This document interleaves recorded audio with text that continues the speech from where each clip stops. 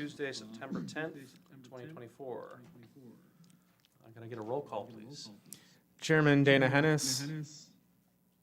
Vice Chairman Brian Clark. Present?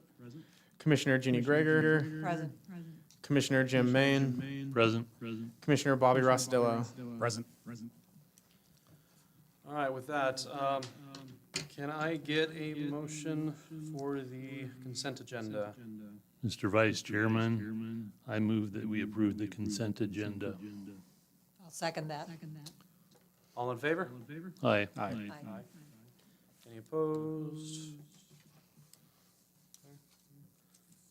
That'll move us into our public hearings first. For the record, Doug Hanson, CUNA Planning and Zoning staff. Staff would request that agenda item 3B be moved to the top of the public hearing items to hear that first. And we would need a motion on that. Can I get a motion? Yeah, so the idea is to move these ahead. Oh, I see. Oh, So okay. we can deal with that. Yeah, I'll make a motion to move public hearing case number 2302-ZC and 23-03S and 2309DR Rivia subdivision to the top of the public hearing agenda. I'll second that. All in favor? Aye. Aye. Aye. Any opposed? No opposed. All right, so first on the agenda is case number 23-02ZC and 23-03S and 23-09DR for Rivia subdivision. Troy? Good evening, Commissioners. For the record, Troy B. Hoonan, CUNA Planning and Zoning Staff, Senior Planner. The Rivia subdivision that is before you tonight, staff is actually requesting that this be removed from the agenda from consideration, and we will, as the memo in your packet states, we will re-advertise completely in the newspaper, the sign on site, and we will mail out 300-foot notices for a new date. This is to remove it and not for a date certain. There is no new information, and we need that information in order to hold a public hearing. Staff is here for any questions you have. And so this is just a motion to a date uncertain Correct. as written. I'd stand for, are there any questions? Nope. I'd stand for a motion. Mr. Vice Chairman, I move that we table case numbers 23-02-ZC and 23-03-S and 23-09-DR to a date uncertain. I'll second that.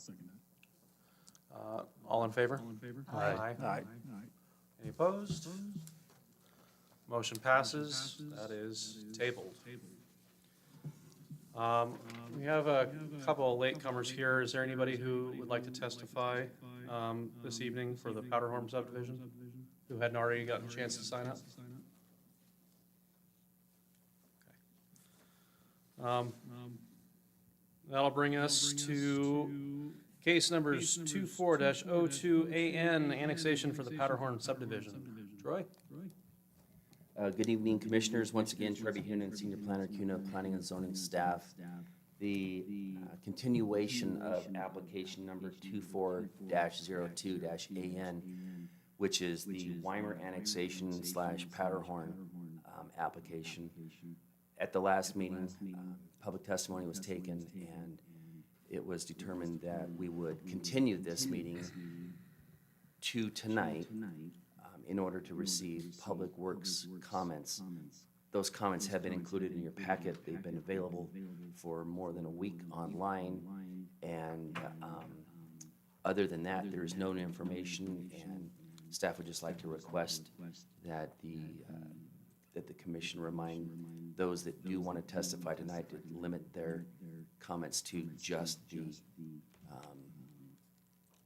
Public Works memo if they did not testify last time. Staff's here for any questions that you might have. Do we have any questions for staff at this time? All right. With that, Commissioner, sorry, just want to clarify that it's for those For the record, Doug Hanson, CUNA Planning and Zoning staff. The people who testified last time to limit their testimony to the new information. If people did not have the opportunity to testify at the last meeting, they can testify on anything in the packet.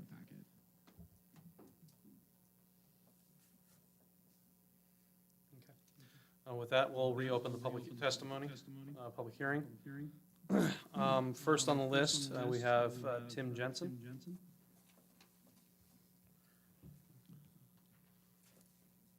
Tim Jensen, CUNA School District Representative, 711 East Porter Street, CUNA, Idaho. And Vice Chairman, the applicant is here to present this evening as well, so they would need to go before. Yes, I apologize. We're gonna step back a second. And actually, I just need to withdraw. We spoke last time on it, and so I don't have anything new on the public works. Very And good. So I just wanted to let you know that, so. I apologize. The applicant needs to share the presentation with us.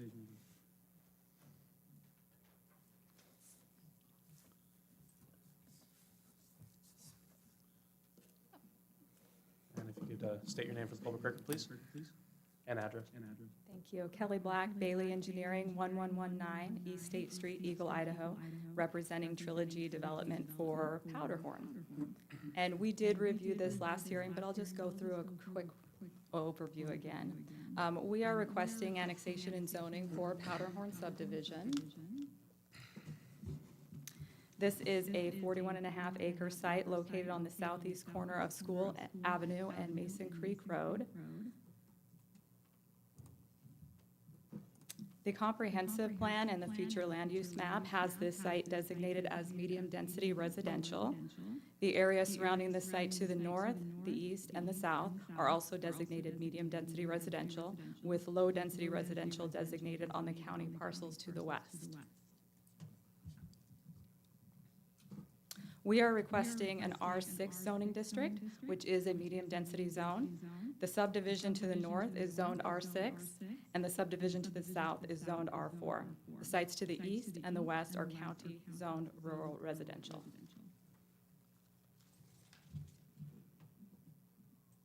I just wanted to run through a few location shots just to sort of orient to the site. This is a view looking north, and you can see the site in green. We have Denali Heights to the south and Silver Creek subdivision on the north, with the county parcels to the east and the west. And we do have a little portion of Silver Creek on the west as well, which is R6. And this is a view looking south from Mason Creek Road. Looking east from School Avenue. And again, sort of a zoomed in shot from Denali Heights on the south looking north. And then this is just the portion that comes down next to Denali Heights, which has the School Avenue Road, future School Avenue Road on it. And then this is Denali Heights on the south, and this is Stubb Street that would connect to the future subdivision when we come in with that. One other thing I wanted to cover was that with regard to schools, this developer has contributed 2 sites for this, for use as future schools. In addition, the developer has donated funds to help with school programs, and the school has testified that they are in support of this application. And that is all I have. Thank you for your time and consideration of the annexation and zoning of Powderhorn. And with that, I will stand for questions. Thank you. Any questions?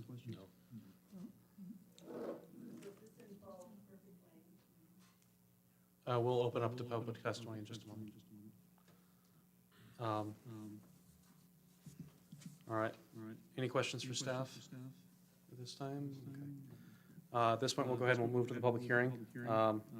So, Tim, thank you for your comments. Did you want to make additional, or? Next on the list, we do have Spencer Wildman.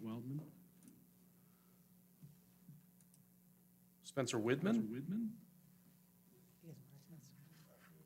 Okay. And then, pardon me if I get this wrong. Oh, no. Is that Jerlyn Angel? Yeah, if you have any comments you'd like to make. If you have any comments you'd like to make, you signed up to testify.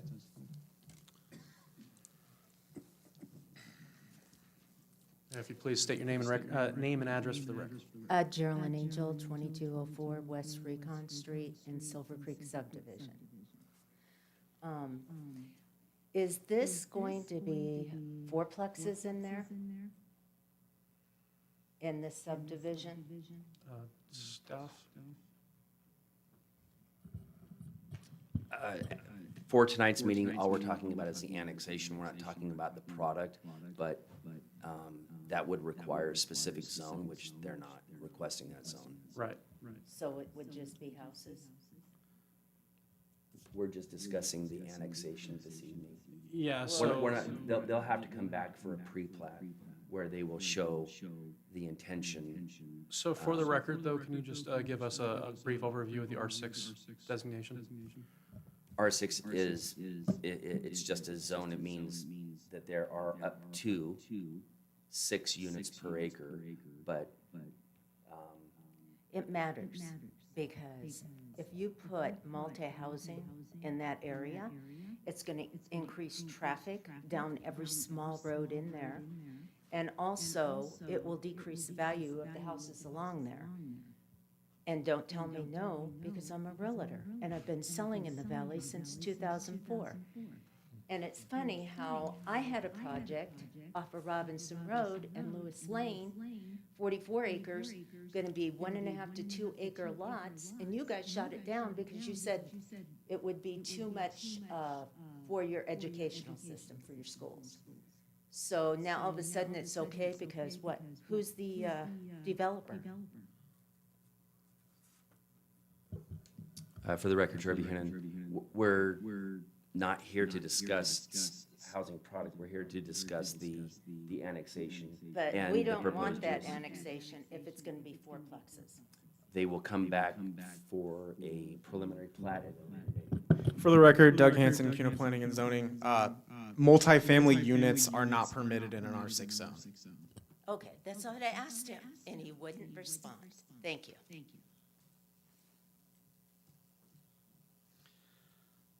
Next on the list, we have, I believe, Cyrus Hike. I hope I got that right. Okay. Honestly shocked. Cyrus Hike, 2242 West Philadelphia Street. I'm in the Denali Heights subdivision. So if you can scroll to the view just looking north from Denali Heights, this is right out where my kids play, right in the street there. I'm not thrilled about having something in my backyard, but I accepted the development. This is a growing community that's gonna happen. My biggest two concerns are, one, the transition from R4 to R6 directly on the north side. That entire row of houses on the north side of Denali Heights are all approximately half-acre lots going down to R6 without an attached preliminary plat approval. Really, I think introduces a wild card for the future when that's introduced, and who knows who's gonna be the council. So looking for some protection there just in terms of how much they can pack in on that transition line. The second issue I have is if you look at the direction of Mason Creek versus the flow of traffic, most people coming in from Boise and Meridian are gonna be coming down Meridian Road without anything that connects off of Linder through Mason Creek. The main corridor that I would expect people coming in from downtown Boise is gonna be directly through the first right they can take, which is in the middle of that Denali Heights subdivision. So we're effectively turning what right now is a play area for kids into a major corridor, especially when you look at that school road proposed there, not actually being able to consume the private road according to the plans that I've seen there. So I know there have been prior concerns about how closely that's packed up against the existing subdivision, the width of the road. It just seems like between that Mason Creek School Road as well, not going all the way north up to Columbia Road, there's a lack of infrastructure there that right now, with that density of zoning, is gonna create a major issue with the existing communities. So I know there's a geographic feature with that canal running there. I don't know if splitting that up with R4 and R6 solves some of the immediate zoning concerns. If you look to the southeast, the only similar transition from R4 to R6 that I've seen is on the southeast corner of Hubbard and Linder. You see that it's broken up, divided by that canal, and there's nothing that really immediately connects those two. So in terms of precedent in the local area, that's kind of an alternative that I would throw out there just for suggestion to try to not totally torpedo this, understanding there's going to be future growth in this area. So that's all I've got. Thank you very much. Gene Tippett?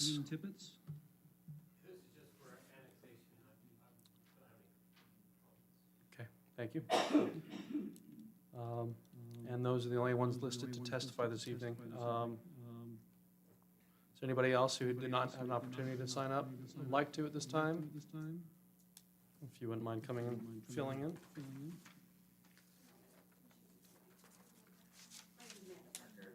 Oh, okay, you would like to testify? Okay. My name is Amanda Parker. I am 9422 South Kelson Avenue in Denali Heights. I'm also on the HOA board there. You know, there's a lot of concern about this. I live where it transitions from South Kelson, and I think that is Seward. I can't remember what the next street is. Anyway, you know, I called 6 months ago because when I work remote, I look out my office and I see these cars flying down our street. And they did a calming study, traffic calming study, and I was turned down to have speed bumps put in, or anything for that matter. It is very dangerous, very dangerous. I have watched cars pass each other side by side on the corner. So the problem I have, as was the rest of the board we have there in Denali Heights, is I think that is the only entrance that you're looking to have into the subdivision, correct? Is the one that comes into Denali Heights, is that right? For the record, Troy Buchanan, no, that there is at least 3 or 4 other entrances into the subdivision. But we're not talking about subdivision tonight. We're only talking about the annexation. Annexation is the only topic for tonight. Which is obtaining access to the land, am I right? Okay, then can you define what that is, so I know exactly what we're up here doing, because So in then my I mind, would, for the record, Troy Buchanan, I would invite you to come in and talk with staff. Sure. And we would do that. absolutely. My concern is if we don't know what's going in there, and we don't fight for this, then later on, we're gonna be told it's too late. Again, for the record, Troy Buchanan, tonight is just annexation. They're going to have to come back for a pre-plat, which will show where all the streets are, and we will do this again for a pre-plat. So if the land is approved, I mean, am I right? If the land It's is just approved, it's just annexation. They still have to come back for a public hearing with the commission and the council for the pre-plat, which is the design, the entrance, the lot sizes for the subdivision. But by that time, it's too late. By that time, it's too late, because you've already got the property to build. That's not accurate. I watched the house on the other corner. So when do I need to come back? For the record, Troy Buchanan, CUNA Planning and Zoning staff, they will have to come back for another public hearing. We will advertise for a preliminary plat, which shows a development. That will be advertised just like tonight's meeting. Okay, thank you. And I would invite anybody who wants to come in and make an appointment to come in and talk to staff. We can talk about the other things at a later time when that application moves forward. So at this point, correct me if I'm wrong, the annexation is simply to bring it into the city as a piece of property that is now covered by the city limits, which opens them up to city services in the future. And it also, at this point, would be a rezoning of the property from, to an R6 designation within the city boundary. So that's all we're talking about this evening. It's just simply accepting the property into the city limits. There's no design attached to this annexation as of right now. That is correct. So Troy, could I ask you a question? Yes. Well, you may want to wait until after the public hearing. Yeah.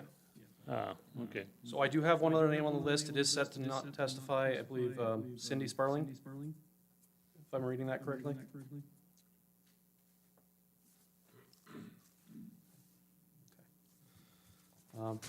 At this point, we'll go ahead and we'll close the public hearing, unless there's anybody else. Oh, I'm sorry.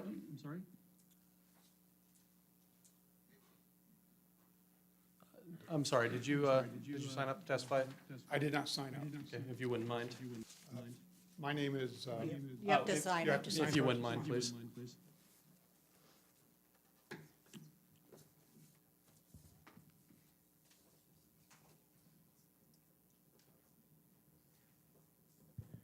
Vice Chairman Clark, for the record, Doug Hanson, CUNA Planning and Zoning. Just as a reminder, before you close the public hearing, the applicant has the opportunity for a rebuttal. Thank you.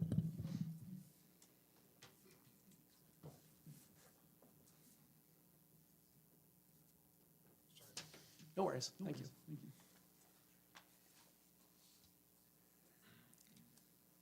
my name is Craig Potcher. I have the 10-acre property right up against Mason Creek. And pardon me for being dense. If you could actually state your address for the record, please. 8957 South Perfect Lane. Thank you. So maybe I'm a little dense. I get that this is for annexation, but you're annexing it at 6 houses per acre, correct? That's the R6 designation, correct? So we've got four houses per acre up north, I think, or 6 north, 4 south, nothing east and west. Wouldn't it make more sense to transition from one to the other? For example, in Mason Creek, or that's not Mason Creek, it's the newest Mason Creek, but whatever. There what, 4 houses per acre there? 6. Is that correct? And the existing zoning adjacent to the property is R6 as well. It just seems to me that, and I've made this argument before and got shot down, but if you start with R4 on the edges and work to a more dense population in the middle, it won't affect, as other people have said, the value of their properties as much as it would if it were R6 or R8 or R10, whatever it is you finally decide. Personally, I would prefer R4. I'm living with the R6 right now on 2 sides of my property where when I moved there, the only traffic we had was Simon Vanderkooi's tractor. And that includes Denali Heights as well. Today, I have fireworks over my pasture when it's the 4th of July. I have people throwing their dog waste into my pasture. I've got Circle K garbage thrown over, prescriptions, bottles, beer cans, and it's a daily occurrence. They just don't care. It seems to me that what we're producing here is a lower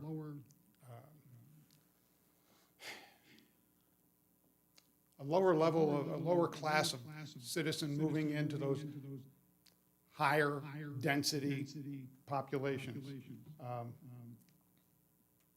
Not expressing it very well, but to me, the lower density properties bringing up a higher class of people. I hate to put it that way, but that's the way it's working for us. And like everybody else, I'm concerned about the traffic as well. That's all I had to say. Like I said, I'd like to see it be R4 instead of R6, but that's just me. Thank you.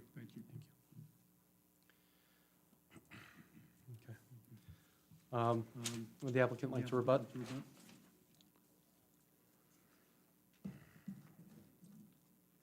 Again, Kelly Black, Bailey Engineering, 1119 East State Street, Eagle, Idaho.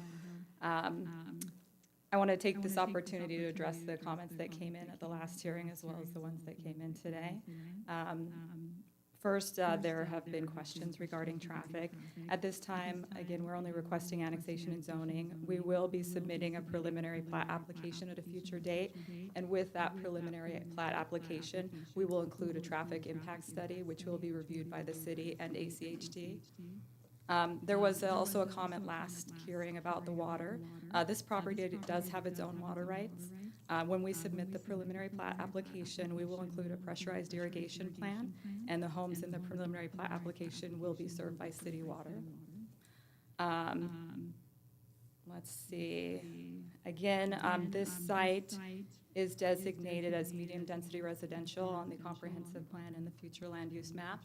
And it does have R6 on the north and R4 to the south. So we feel that R6 is an appropriate designation. And I think, correct me if I'm wrong again, Troy, but multifamily is not allowed within the R6 designation. And then lastly, again, regarding the schools, the school district is in support of this project, and there has been mitigation in the form of school sites and funds provided to them. And that is all I have. Again, thank you for your time, and I'm happy to answer any questions. Any questions at this time?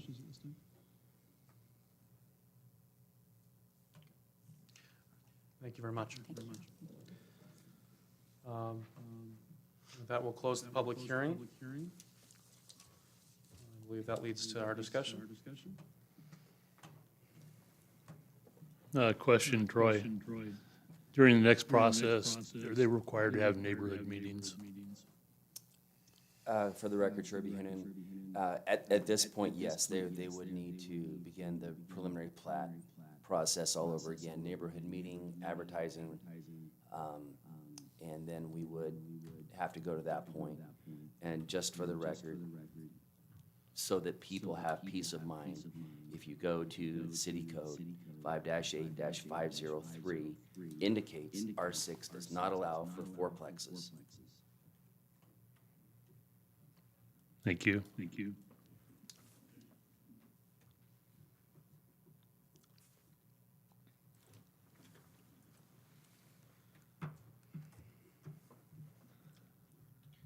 We're gonna have a bunch of this crowd up here today.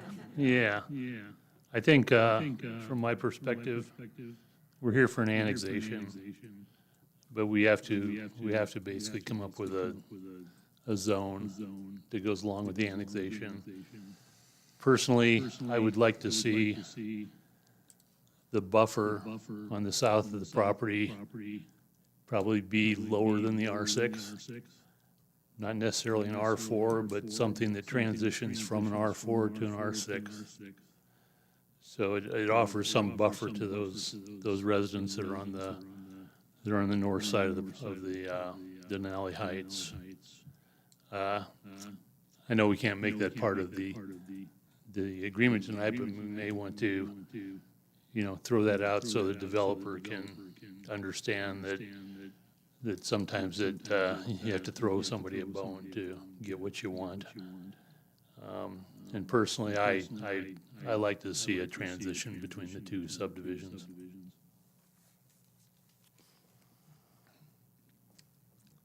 I mean, I'd agree with that as well. I mean, we've heard from everybody that lives in the neighborhood, and they all have the same concerns or similar concerns, most of it being, the density, especially along the edges, either, outside of the subdivision or on, the edge of the south part of the subdivision. The traffic is a huge concern, all of which we're not discussing tonight, but, that R6 at the moment, it leaves a lot open in the future.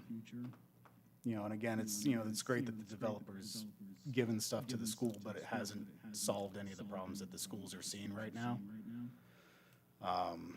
Land is great, and I know that they put a lot towards certain schools, but it's not building the buildings, it's not paying the teachers, it's not paying the bills. So, it's kind of just the way I'm looking at it. Right. Yeah, I think I agree with both of those guys. More of a transition, and I think on the west side to where the 10-acre parcels are, there needs to be a transition there. If I realize it's annexation only, but just something for the developer to think about as they bring the preliminary plat back. No, and that's something important for us all to remember, is that R4 can exist within an R6, not necessarily, but not vice versa. So, those buffer zones are gonna be something that we can definitely review and request at the preliminary plat stage. I'm sure that this commentary is gonna get back to them, so we're gonna have an opportunity to, we'll see that, and we'll be able to comment on that at that point. Well, I think that's something important for, like, for me, for all of us as CUNA citizens, it's R6 is the maximum density. You can definitely go lower. Again, like as a citizen, sitting out there, I would also be concerned that, okay, if it gets past this stage, you know, are they gonna go for all R6? Are they gonna pay attention to the concerns that the, you know, the people that have testified have had? You know, whether it's been in the neighborhood meetings or in public testimony part, are they gonna listen to that? Are they gonna go for, you know, all R6? Are they gonna, what are they gonna do? And again, like, we're not talking about that today, but I think that's just, you know, from what I've heard, that's a concern of the people that are here, and it would be one of mine as well.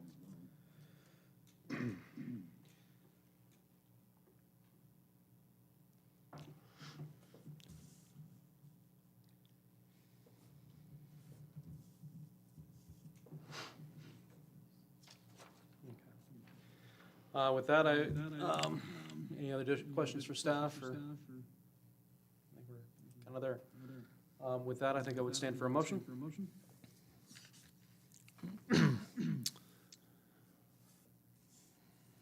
Okay, Mr. Vice Chairman, I move that we recommend approval of case numbers 24-02-AN with conditions as outlined in the staff report. I'll second that. All in favor? Aye. Aye. Any opposed? Nay. The motion passes.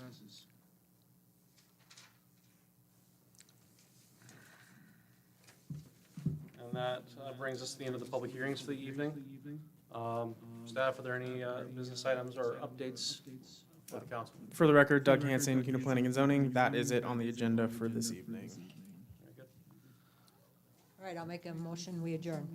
I'll second. All in favor? Aye. Aye. And with that, we are adjourned.